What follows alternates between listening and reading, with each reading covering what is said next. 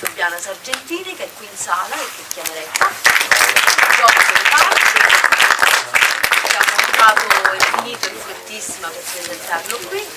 E il terzo, Matatlantica, rientra un po' in una sorta di riflessione che abbiamo avviato sulla presenza della foresta nel cinema contemporaneo. Nicolas Klotz e Elisabeth Perceval, che chiamo qui accanto a me.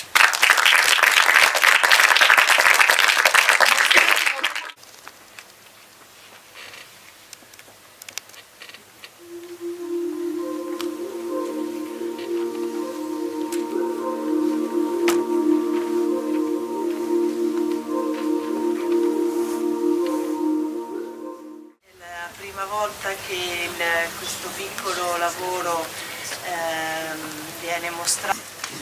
In realtà la mia voglia è stata proprio prima delle immagini più che delle parole, l'esigenza, la voglia di raccontare il corpo come se fosse un paesaggio, era proprio solo questa la sfida.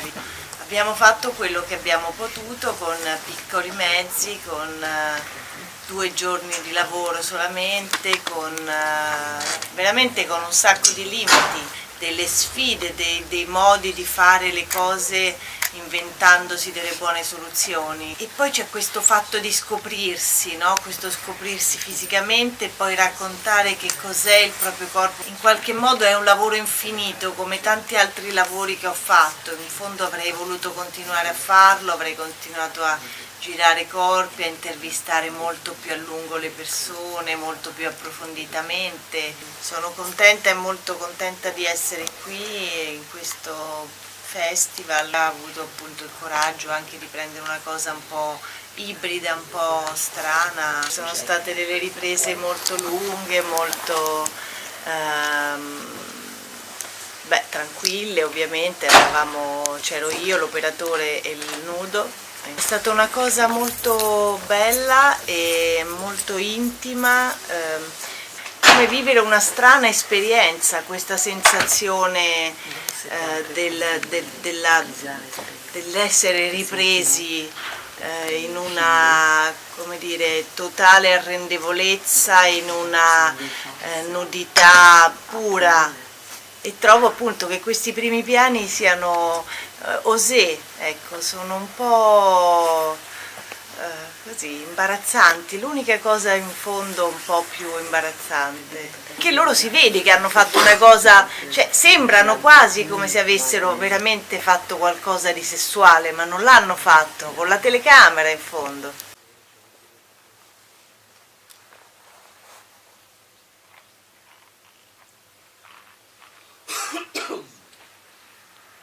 Quando criança, eu dormia no parque. Naquele tempo ele ficava aberto a noite toda.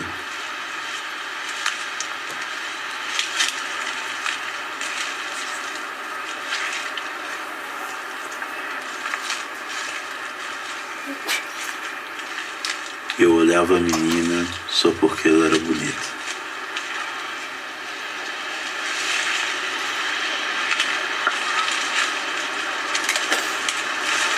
Ia seguir para não esquecê-lo.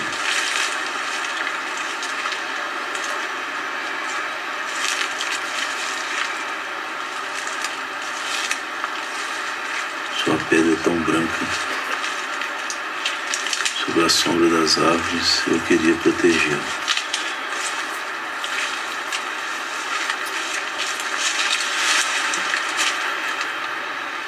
Eu a segui para não esquecê-lo.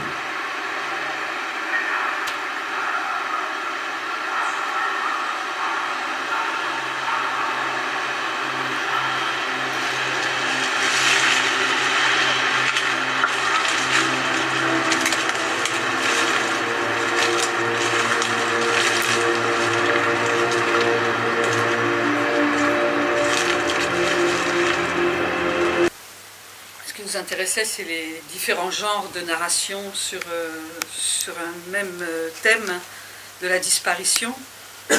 Et c'est beaucoup moins la déforestation que la disparition de cette forêt et l'apparition d'une ville monstre. Et quand même, quand on regarde la ville, on sent que quelque chose a disparu. Et le côté fantastique, mythologique, avec ce faune qui est pour nous un peu le dieu Pan, c'est rattrapé par le fait divers de jeunes filles qui disparaissent.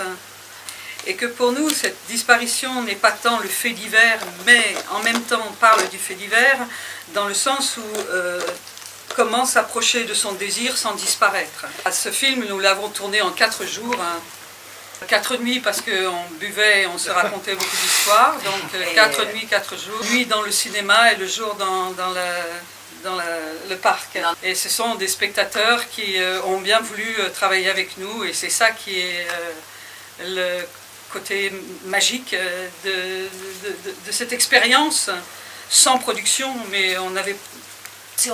Et la magie de la cachacha. Je crois aussi que le fait de travailler avec une petite caméra numérique, Blackmagic, donne envie d'expérimenter quelque chose avec le cinéma, qui est la capacité de filmer à la fois le présent, habité par le passé et le futur. À partir du moment où on se débarrasse des décors importants, des effets spéciaux et de la narration, porte direct comme ça, avec une caméra, des gens, des espaces, le montage, le son, permet, je crois, d'expérimenter quelque chose sur l'époque aujourd'hui, où le passé, le présent, le passé et le futur sont constamment en rapport de manière très, très chaotique. L'idée de trouer la narration, c'est-à-dire comme Elisabeth écrit nos films, le fait de travailler, elle, déjà avec une caméra, c'est une manière de déplacer l'écriture vers la vie dehors, avec les gens, les lieux, immédiatement.